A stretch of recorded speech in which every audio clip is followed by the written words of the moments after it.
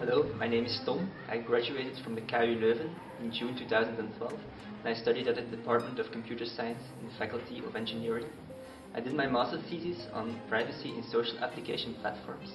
As you all know, social networking sites are dealing with an enormous amount of personal information, and privacy is an ever-returning issue, also when involving social applications. Let's say I want to use a social application on Facebook, for example Mafia Wars. The first thing I need to do is grant the application access to a part of my personal information. For example, this application requires access to my basic information, the information about my friends, and so on and so on.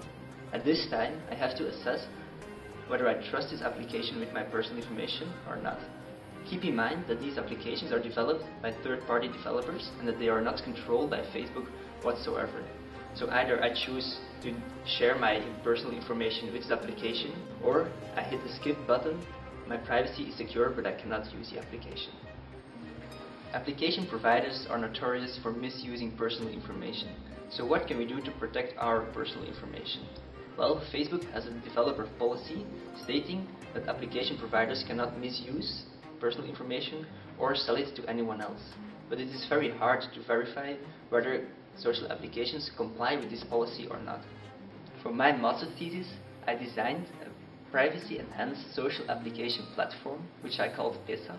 This is a social application platform, like the one in Facebook, that protects the personal information of its users in a technical way. PSAP is built onto two pillars. First of all, social applications get only access to an anonymized framework of the social graph. So they can have access to the links that exist between their users without having access to the actual personal information of their users. Of course, a user wants to see the personal information of his friends in his browser.